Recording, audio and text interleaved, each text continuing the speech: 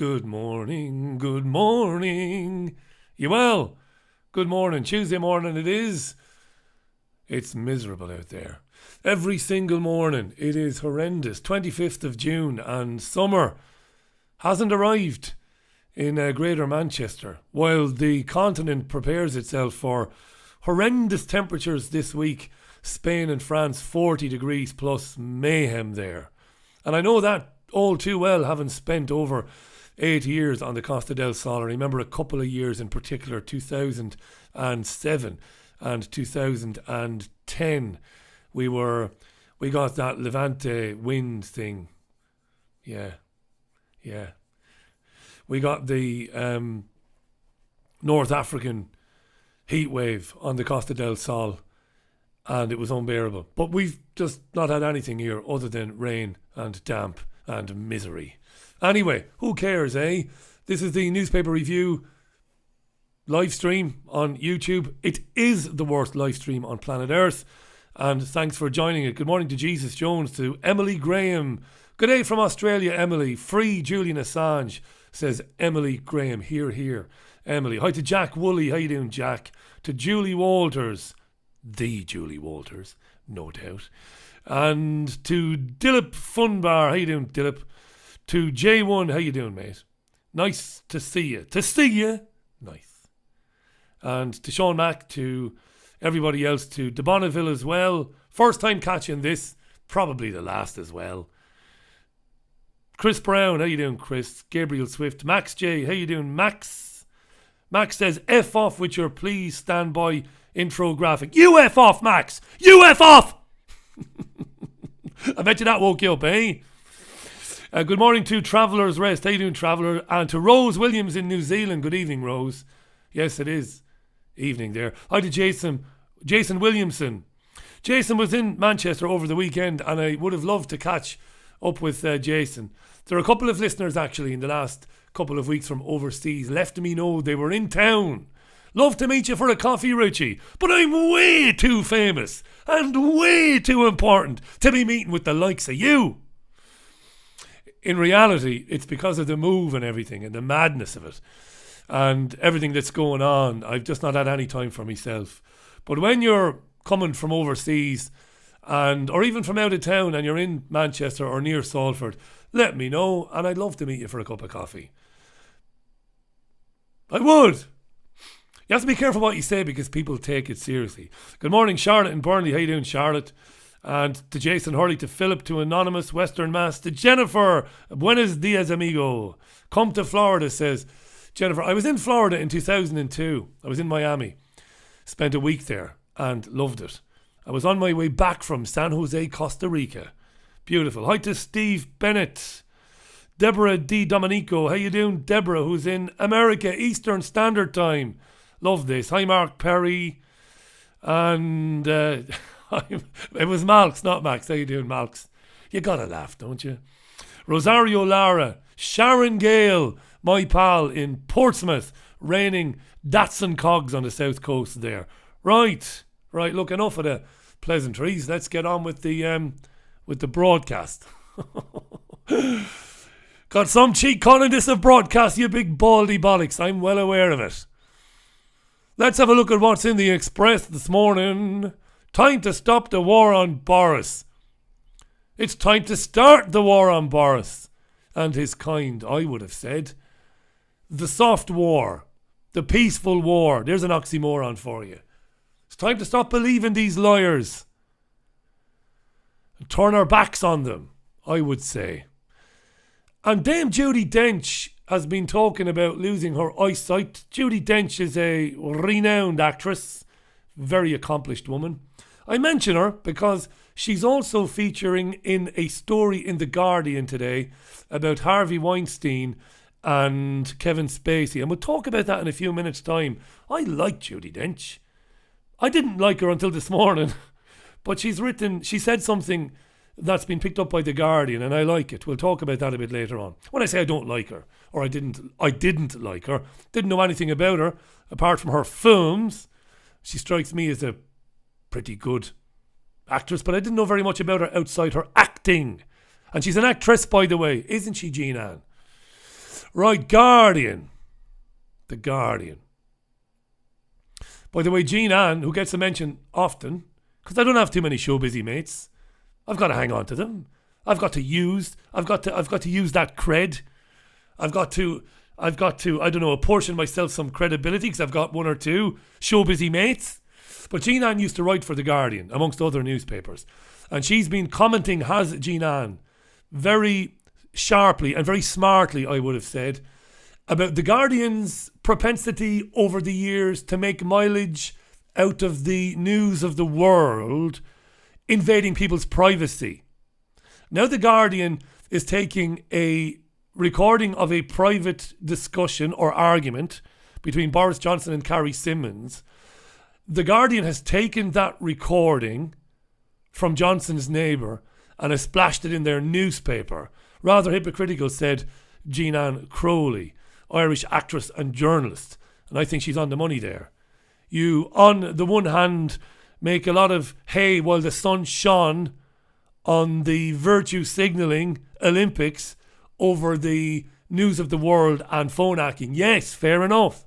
But aren't you doing the same thing by running these stories against Boris Johnson? Aren't you doing the same thing? So that's The Guardian. And Ryland is in The Guardian. Ryland!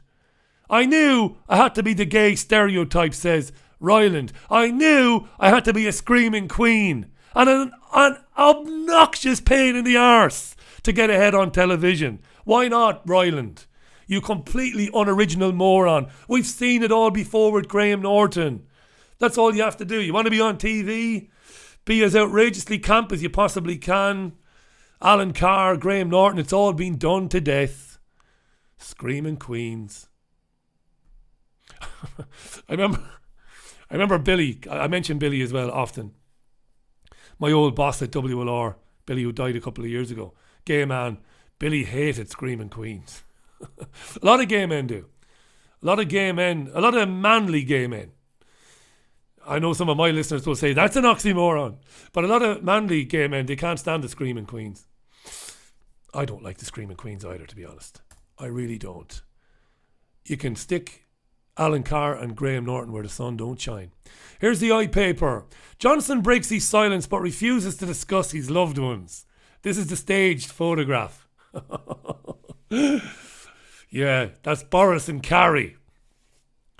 We'll talk about that briefly. Briefly. Don't hang up on me. Don't leave. Only briefly. That's the iPaper. I'm warning you, I'll find you. Here's the Daily Mail. I couldn't organise a piss up in a brewery. Look at that. Look at the state of that. Look. The Daily Mail.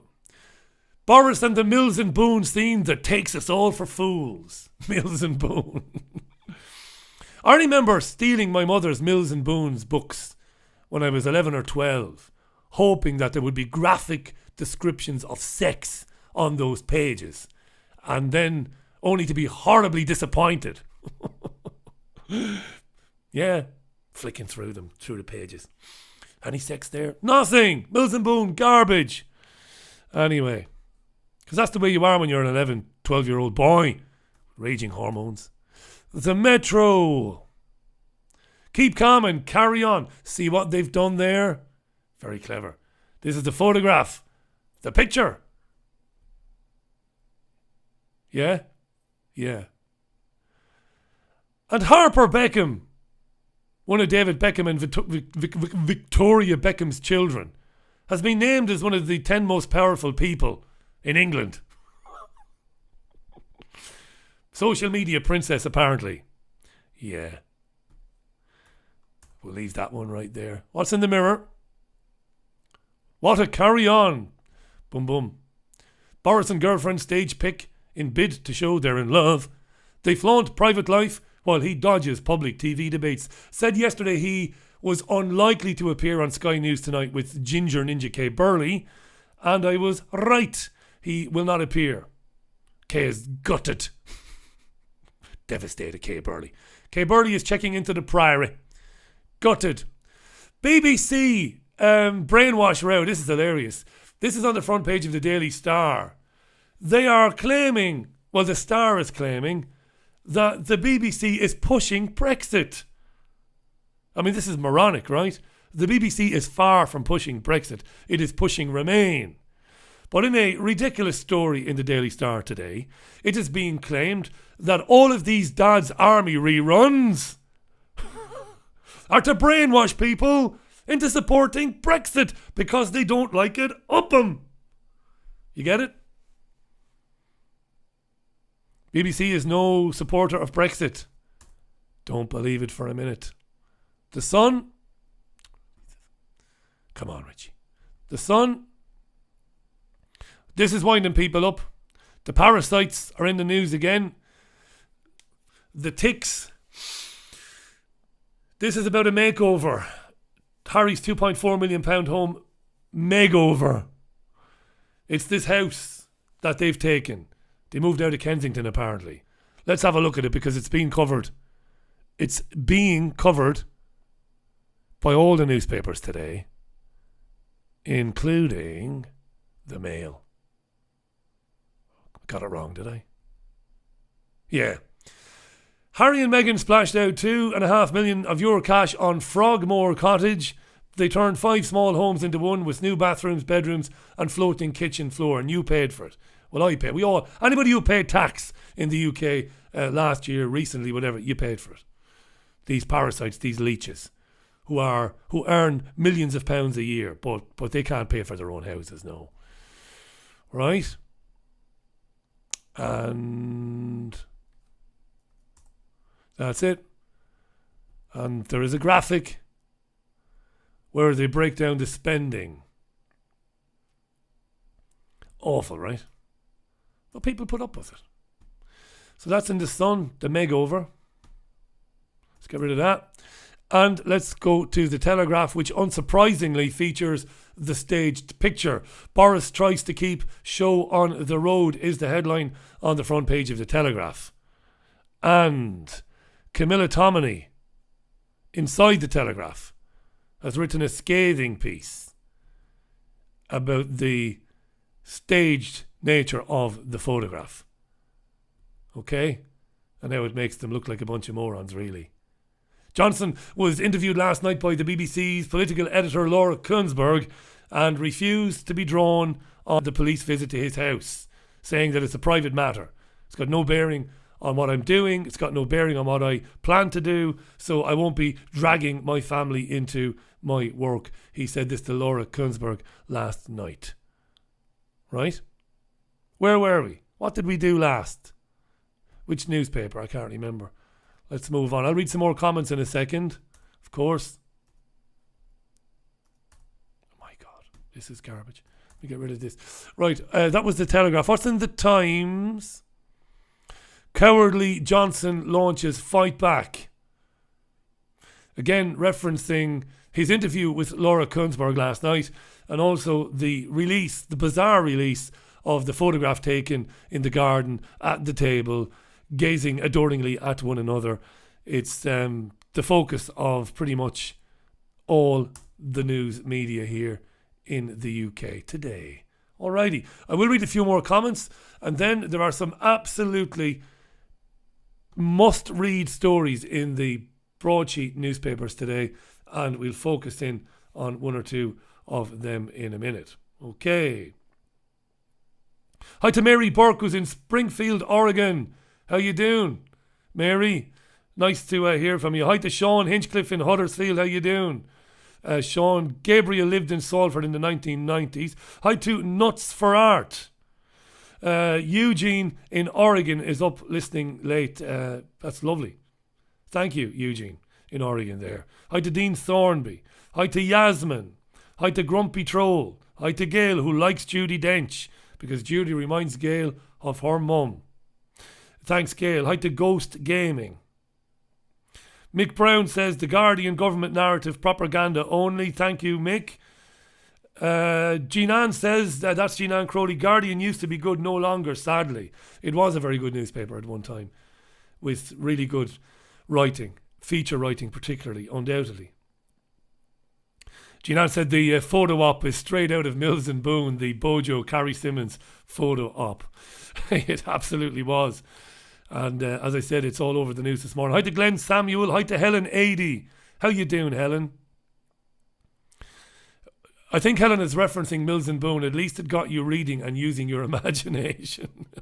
I didn't read too much, Helen. When I found there wasn't any graphic depiction of relations, there was no relations discussed in there. I went looking for something else. And then I found, and I never found out who owned it. Whether it was my granddad, my mum, my uncles, because our house is like Grand Central Station, right? But I found The Happy Hooker by Xaviera Hollander. Do you remember that? Now that had many a graphic depiction of debauchery and sexual liberation. The Happy Hooker. This is rubbish, isn't it? That's why I love it.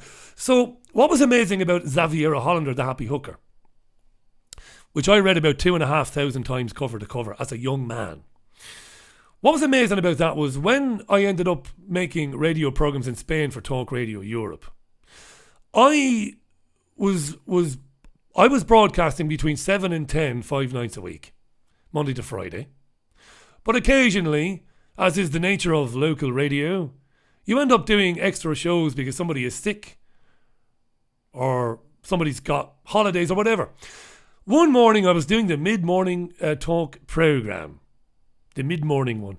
And I was doing it, and it was a boring load of old tripe. The producer was useless and had I was interviewing people about some dreadful books they'd written. I was interviewing a guy about travel. It was the crappiest talk show in the world. The producer was useless, had no interest. Anyway, I did the show, couldn't wait to get out of there.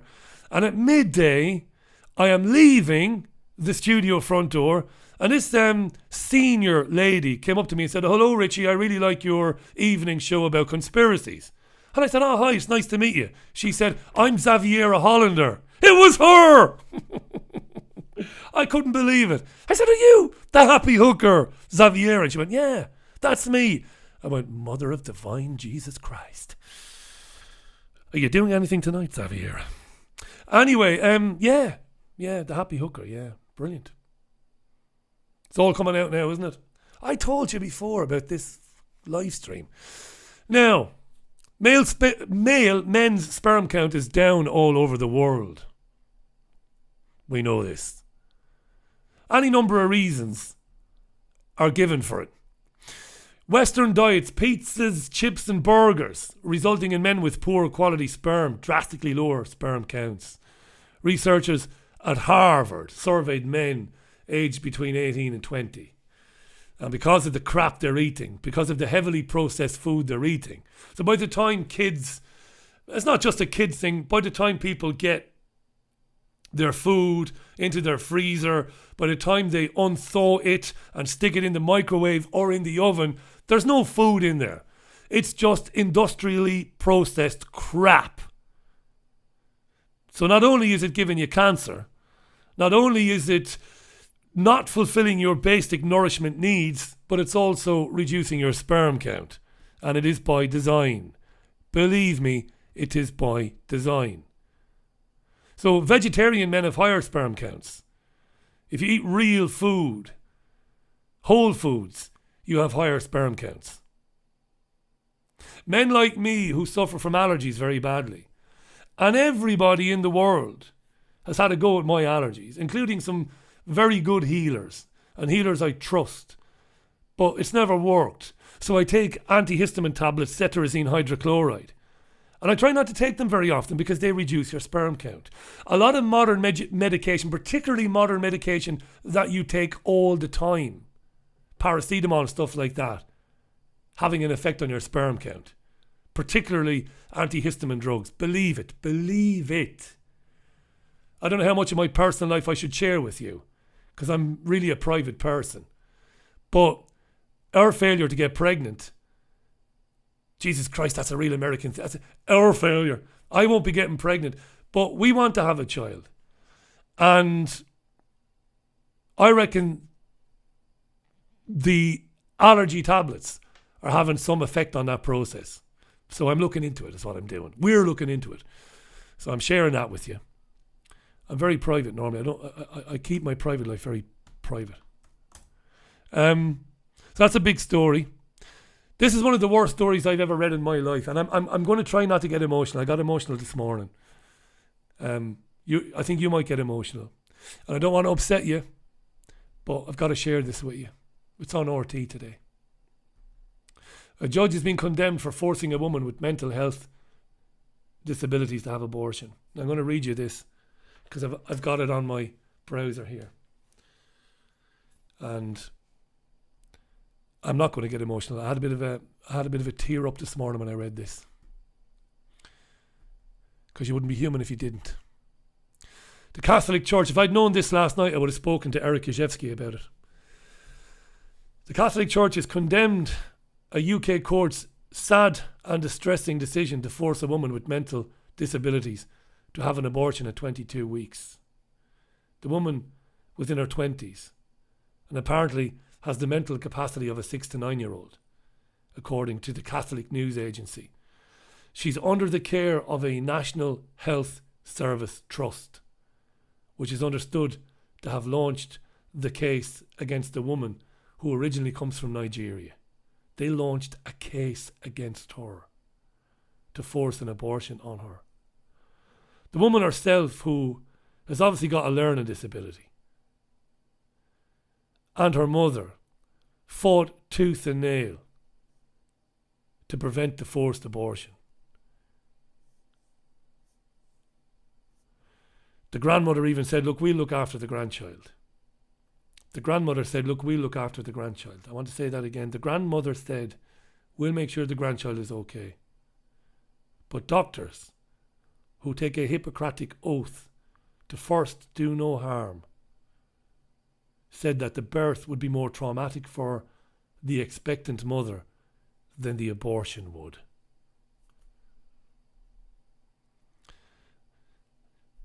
And what's even worse about this fucking story is that the justice who heard the case and awarded the abortion is a woman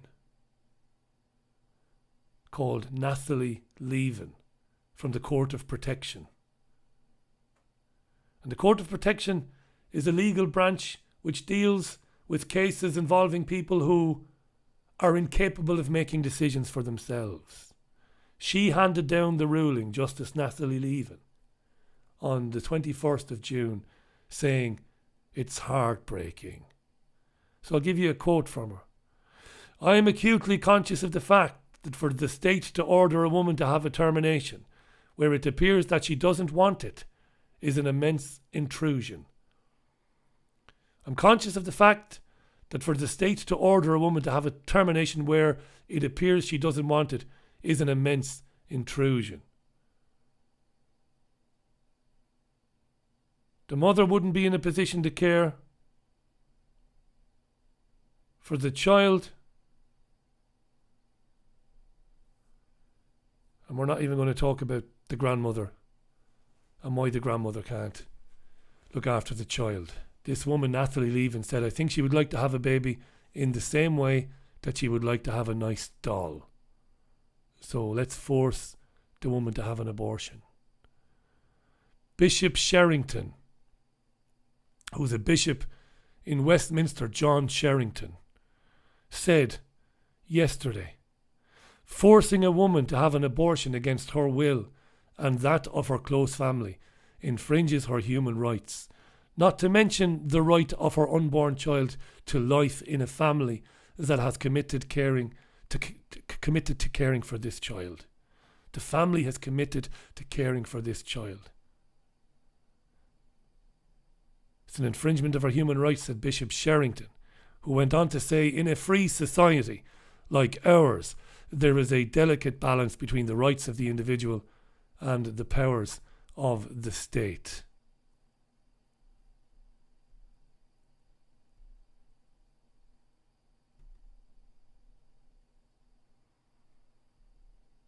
There's the quotes there from Bishop John Sherrington at the end of the article. How do you possibly deal with a story like that? How do you begin to even try to understand how a woman could declare that a woman in her 20s with learning disabilities must have an abortion? She's a Nazi, right? Isn't that what Hitler was doing in Germany in the 1930s? Life unworthy of life?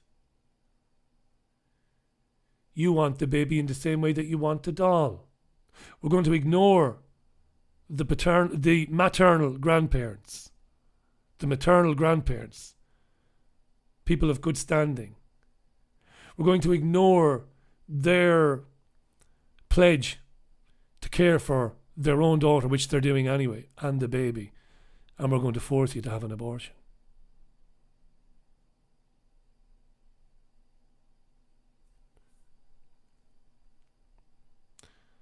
Couldn't believe that when I read that this morning. Where do you begin? Where do you begin with that? I'm going to read some comments because I think a lot of comments have come in there.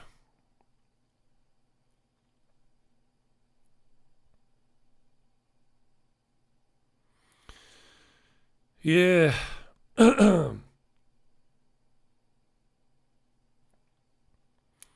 I've never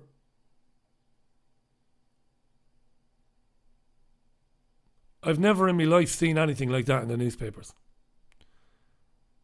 You know, you're living in the UK. People believe that people are free here.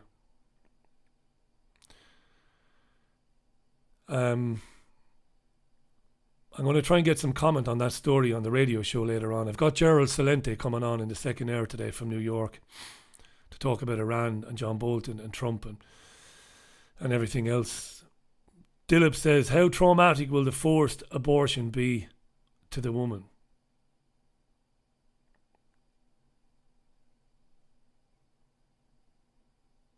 Jennifer Garcia says, this is outrageous.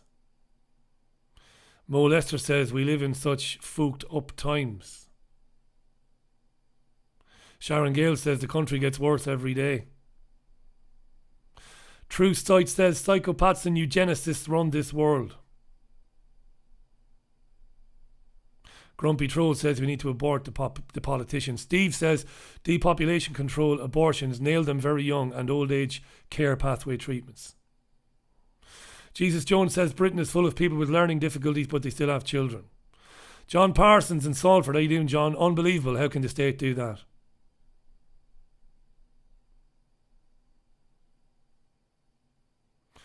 To Belarus, Coimbra, she wasn't raped, mate, not according to the story, no. Thanks to your groove for the message there. Malks J says, forced abortion is murder. Of course it is.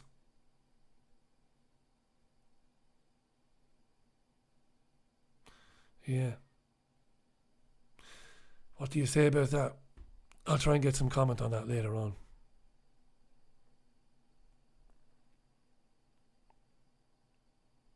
Mentioned Judi Dench earlier on. Let's move on from that.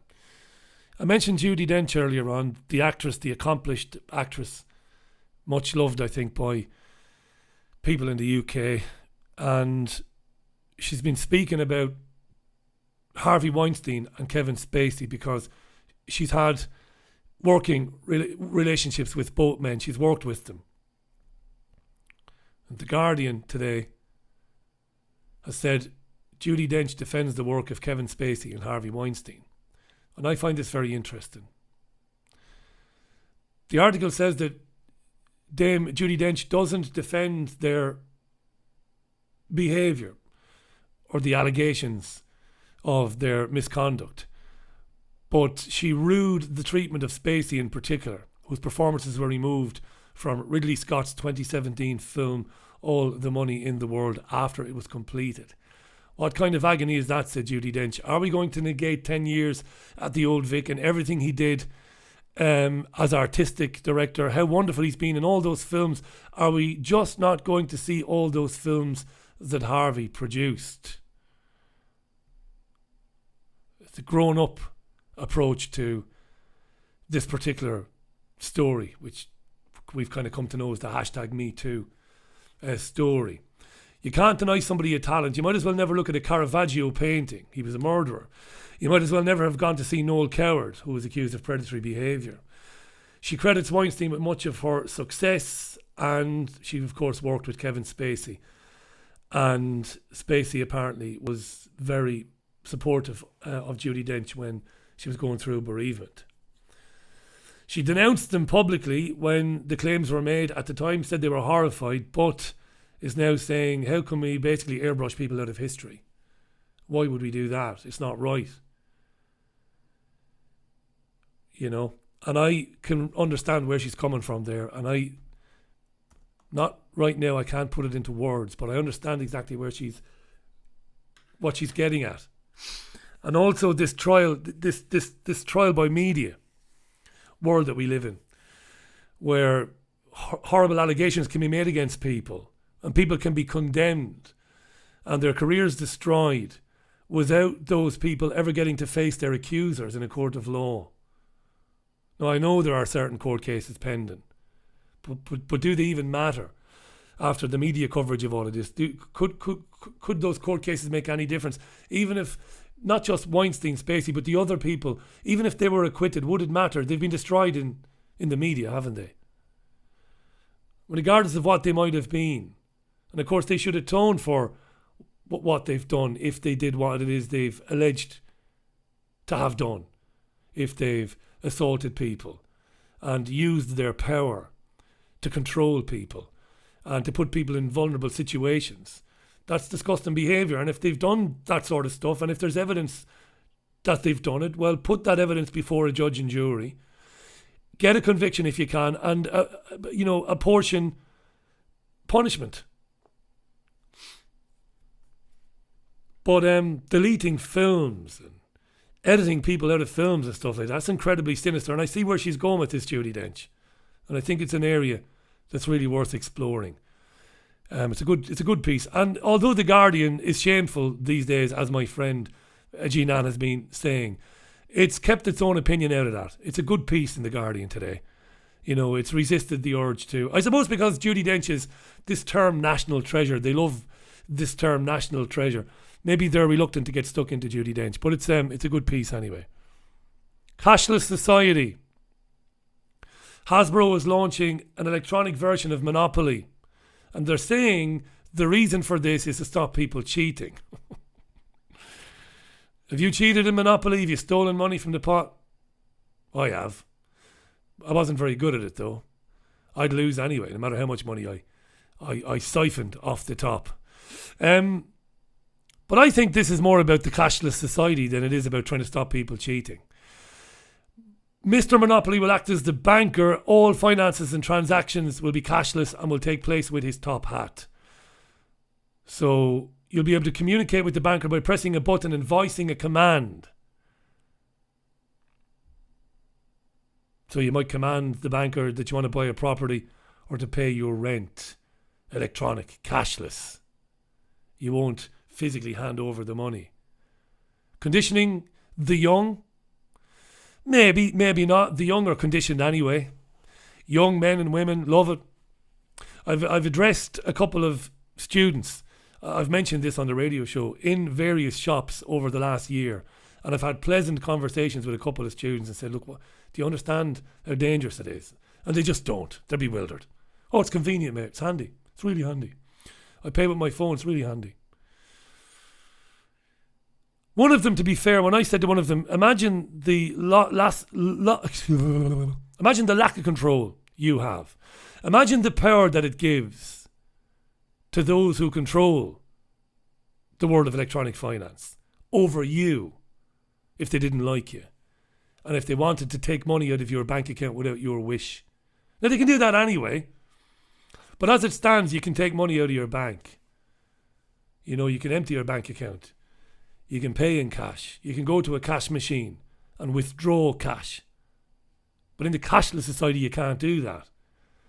Punitive measures can be applied to you and your friends and your neighbours in some social crediting future type lunacy, which we're seeing in China. One student went, "Yeah, I didn't see it like that, yeah." You know? Somebody wanted to make it difficult for you to get somewhere. So yeah, cashless monopoly, lovely. What else? What else is there? What are we? 10:05. I'm going to wrap it up now in a minute.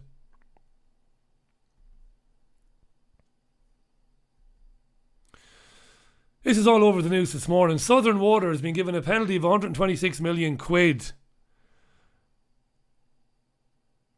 This is incredible. Not only were they failing to operate their sewage treatment sites properly, but they were falsifying documents to make it look like they were. And they were deliberately misreporting their own performance. So customers will get a rebate of at least £61 each over the next 5 years. The regulator, Ofwat, spoke in the guise of Rachel Fletcher. What we found is shocking, said Fletcher. What did they find? Let's have a look. Not making the necessary investment, which led to equipment failures and spills of wastewater. The company manipulated its wastewater sampling process, misreporting information about the performance of a number of sewage treatment sites, putting people's lives in danger. A private company.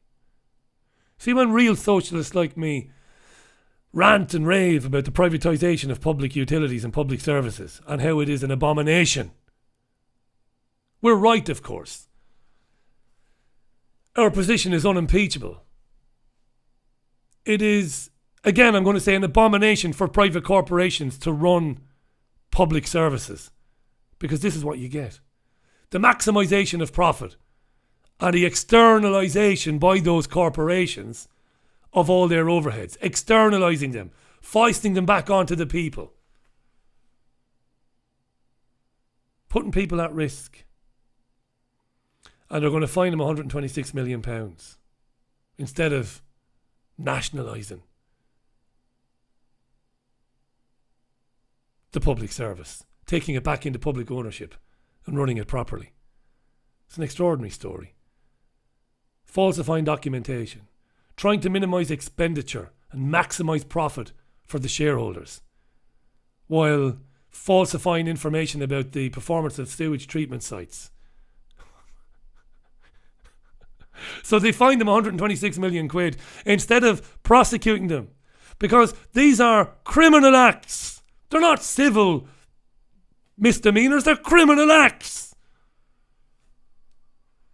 Nobody today, of course, in the media is calling for the arrest of the CEO of this company, Southern Water, and the chief operating officer. Let's get you into the police station in handcuffs. No, just find them. Nothing to see here, Please move on. Massive water stories going on all around the world that are never reported. In Mexico, Coca-Cola, look it up, in Mexico, in Chiapas, a village there. Sorry if I pronounced it wrong. I follow these stories. I don't get to talk about them. There's too much to talk about. Stories about Native Americans in Canada. Native Americans.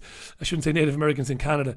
But indigenous tribes in North America and in Canada who have not got access to clean drinking water, while corporations like Nestle siphon millions of gallons a day out of the ground and sell it back to the people for massive profits. And they might pay $200 a year for the rights to do this, so long as they pay for the facilities themselves. This is true, it's not an exaggeration. Nestle will pay $200 a year in parts of North America and Canada for the contract, for the right to take millions of gallons of water a day out of the ground to bottle it. While the people who live in those areas many times, often can't get clean drinking water. It was Peter Brabeck, wasn't it? The chief executive of Nestle many years ago said water is not a human right. Then he tried to backtrack on that statement, didn't he? Oh, I didn't really mean that. What I was saying was, no, that's what you said. That's what you said. Water is not a human right. 40 minutes. That's it. I'm going to love you and leave you. Gerald Salente is on the programme later on. I'm going to get into this story about the abortion. It's horrendous. Thanks for watching this. I know there has been other comments come in. My apologies for not reading them. I read as many as I can. they come in. Everything is delayed. The stream is delayed about 20 seconds, isn't it? Anyway, so, right, enjoy your Tuesday and join me on the Richie Allen radio show at 5 o'clock. That's 5 o'clock UK time. It's live at richieallen.co.uk, Fab Radio 2 on fabradiointernational.com, triggerwarning.tv, and of course TuneIn Radio as well. Really enjoyed speaking with Eric Gajewski last night, even though I don't share Eric's outlook. I see the problems that Eric talks about, and he talks about them very succinctly. He's a very smart guy. But the origin of those problems and the powers behind those problems, I think we take a different view of what is responsible for it. But I liked the lad, and I enjoyed listening to him last night, and I'll invite him back on again. That's what it's all about, isn't it? Right, that's it. Later, 5 o'clock. Bye.